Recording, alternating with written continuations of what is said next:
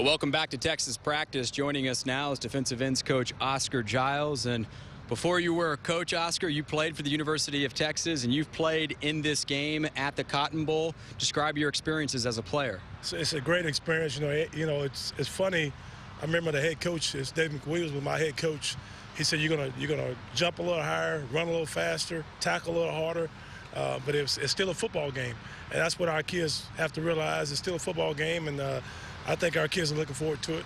You got a lot of freshmen on this team. Have you shared your experiences as a player with them? I have shared with a couple of guys, and every chance I get, I try to share it with the guys because it is a special feeling. It's like a bowl game in the middle of the season. But again, the main objective is to win. It's another football game, and you prepare yourself. The main goal is to win each one game by game, and our kids understand that. Well, speaking of preparation, is the preparation for OU week different than any other week? I wouldn't say that. I think our kids need to understand, and it's the next. It's a big game because it's the next game, and our kids have to prepare like it's the next game, because after we play this game, the next week will be a big game. So I think you take each game one by one, and I think our kids will do that. Well, your defensive ends and really the line was able to get after Steele Jantz at Iowa State. You got some pressure, got some sacks. Landry Jones and Ryan Broyles have rewritten the Sooner and Big 12 record books. How do you get after these guys? Those two guys, Brian Broyles and Landry's done a great job. You got to give them tremendous respect. I think our guys are fired up to get the opportunity to play against those guys. Their O-line has done a great job all year for protecting them, so we have to get it. We had our hands full. We just got to get after them. All right, Coach, last question. Corny dog or turkey leg? Let's talk about after the game. Sounds good. Oscar Giles, defensive ends coach for Texas. Oscar, we appreciate it. Texas Practice is going to continue right after this. Former DB Ahmad Brooks, I'm Kevin Dunn, and we've got some fun toys again. This is the blue pad that Coach Darrell Wyatt uses with the wide receivers, and Ahmad explained why Coach Wyatt's using these pads and also what he's trying to accomplish here. Particularly when you play a team like OU, where they're very aggressive on the edges. They want to get their hands on the wide receiver to prevent them from having just a clean go at where they're going and hitting their marks. And, of course, this right here is going to get you off timing. And it is your responsibility. You see these guys trying to get back up the field. This is trying to put him back at your back, where you have a two-way go, where you can go inside, you can go out. So that's an all the option meanwhile, route? Absolutely. Or just that's putting him in the proper. right there, absolutely, it is. But just putting yourself in the right position so that you can make a play and that you are helping the quarterback. And a nice job there of making sure you work on your hands, because defensive backs, much like offensive linemen, if they can get into your chest, KD, at the line of scrimmage, it can really be tragic for an offense, and particularly for a wideout. Well, I remember when you were playing safety or when you were playing corner, you'd see bigger guys, and I'd think, well, is 5'9" Ahmad going to cover him? And he never got past that 5-yard mark, because you would get inside, and there's some cornerbacks like yourself that just have a knack to get in. As a defensive back, where are you trying to jam, and how are you trying to press people? Well, you want to get inside those pads, and it's really just disrupting their ability to run a clean route, because what that does is it messes up the quarterback, it messes up the wide receiver. But I love getting physical. I know. Those bigger guys, too, put a lot larger frame for you to get underneath. And these guys obviously don't like getting jammed. You saw they're working on getting off press coverage. You look at the receiving yards and what Shipley's been able to do. 280 yards, 2 touchdowns. Mike Davis has 1 touchdown, as you hear another period move on here. But Davis was really able to get some deep balls. He's been able to get deep balls, but was able to get that score. And DJ Grant, 3 touchdowns against UCLA. But Ahmad, you look at this, they're really spreading the wealth around. They are. And for players, this makes you excited to come out to practice. What it also does is it keeps you in the ball game. You can't be Randy Moss out there. You can't take a play off. You have to be ready and give them credit. When they've had the opportunity to make plays, they've made them. You see, DJ Grant was the guy at UCLA. Jackson Shipley has really been the guy all year long with his ability. And Mike Davis has been relied upon heavy to go over the top. And he's been there when they need him, and they've called upon him. Well, Case McCoy, we've talked about the off-schedule plays, meaning that something breaks down, and McCoy's just got to kind of ad-lib. Has done that very well. You saw some passes, though, against Iowa State where they were scripted plays, and whether it's the fade route or the go route to Shipley, do you feel like that McCoy is growing as a quarterback with each start in each game? Absolutely. And what you saw there was him in his pre-snap read, he read the defense. And for young quarterbacks, as I mentioned, Bob Stoops is going to throw the kitchen sink at these guys on Saturday. You have to be able to recognize that so you can get your team into the right place. Case McCoy is a very sharp kid. He grew up around X's and O's. This guy can get on a board right now and dissect just about any offensive play they have, trust me. But when you can translate that to the football field like he did against Iowa State and like he's proven now that he's been the starter, I think this young man has a bright future, but he has to continue to grow here. The one thing that can happen here as a player, because you've had success, you can grow rather complacent. But this young man is chasing a legacy. His brother is a Hall of Famer here.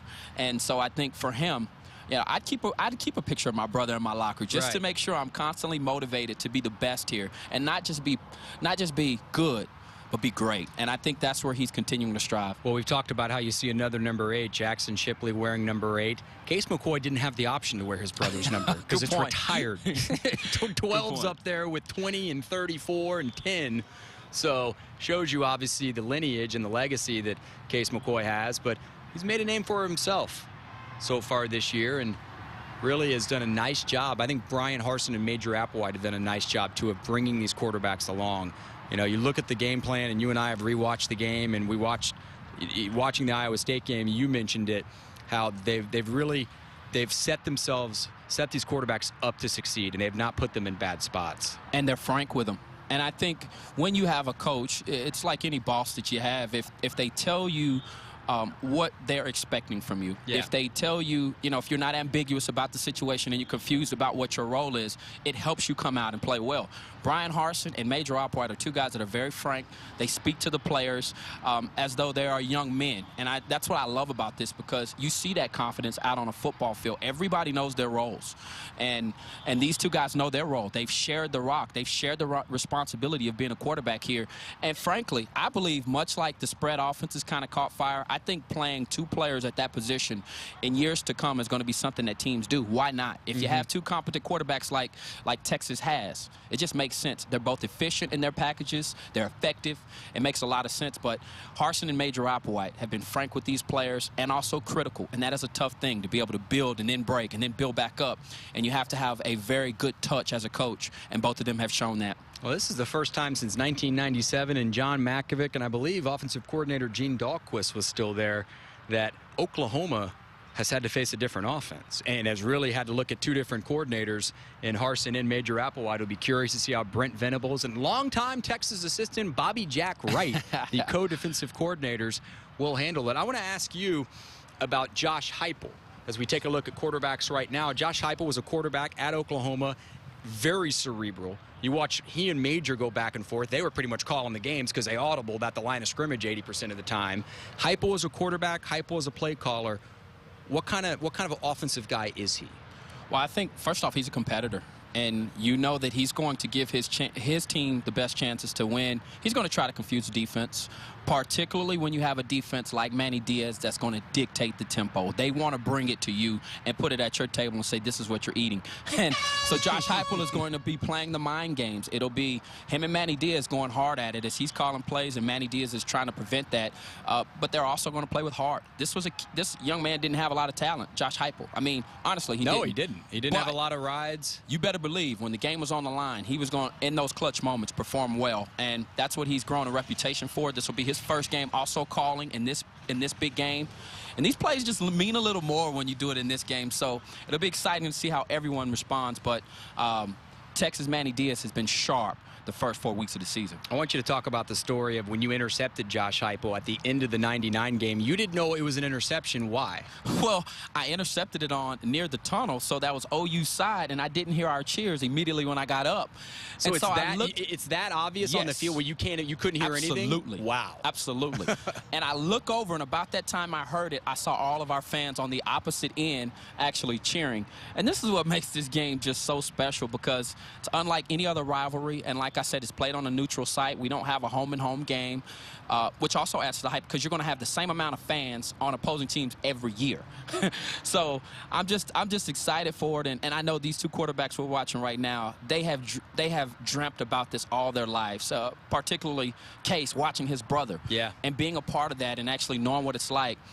You're going to be ready to burst when you get your opportunity on Saturday. He would have been there in '08. the 45-35 game when 5th-ranked Texas came in and Jordan Shipley took a kickback, and Texas won that game, beat number 1 OU. A year later, his brother on the way to the national championship hit Marquise Goodwin on that little slant route, and Texas won that thing 16-13. So he certainly has been there and felt it. But Ahmad, I've been there and felt it too. I got a feeling on the field that's a little different. It is. The intensity, such a large talent pool of athletes from the state of Texas, and this is one of the hotbeds for recruiting. So when you have this type of display of talent, you see it and you feel it, that these Texas players that are familiar with one another, they want to win.